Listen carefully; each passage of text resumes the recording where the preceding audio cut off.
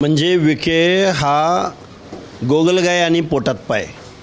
ओबीसीच्या बाबतीमध्ये आजपासून मी जाहीर करतो की विखे पाटील हा कारखानदारांचा नेता आहे. ज्या ओबीसीनी विखे पाटलाला मतदान केलं त्या विखे पाटलाला इथून पुढच्या कालावधीमध्ये आम्ही रस्ता दाखवणार आहोत.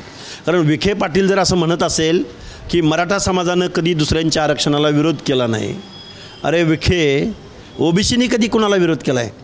आज तरी मराठा समाजाच्या रिझर्वेशन पॉलिसी संदर्भात ओबीसीनी विरोध केला आहे का? SC-BCचं आरक्षण दिलं, कधी ओबीसीनी विरोध केला का? EWSचं आरक्षण दिलं, त्या 10%पैकी 8.63% आरक्षण मराठा बांधव घेत होते, त्याला ओबीसीनी विरोध केला का? ओबीसीमधल्या समावेशाला म्हणजे सामाजिकदृष्ट्या मागासांच्या आरक्षणामधल्या समावेशाला ओबीसीनी विरोध केला आहे. त्यामुळे विखे नावाचा माणूस हा महामूर्ख माणूस आहे. या माणसाला इथून पुढच्या कालावधीमध्ये ओबीसी मतपेटीतनं उत्तर देतील. हे घराणं आहे ना, हे घराणं बिनबुडाचा लोट आहे. शिवसेना सत्तेत आली ते सत्तेत असतात, काँग्रेस सत्तेत आली ते सत्तेमध्ये असतात, भाजप सत्तेत आली ते सत्तेमध्ये असतात.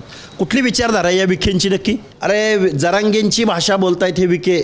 आम्ही सरकारचा प्रतिनिधी या विखेंना मानत नाही. ह्याच्या मागं किती माणसं आहेत? कोण आहे हा विखे? त्याला त्याच्या नगर जिल्ह्यामध्ये तरी कोण खातं का? अहिल्यानगर जिल्ह्यामध्ये चाललाय मुख्यमंत्री व्हायला.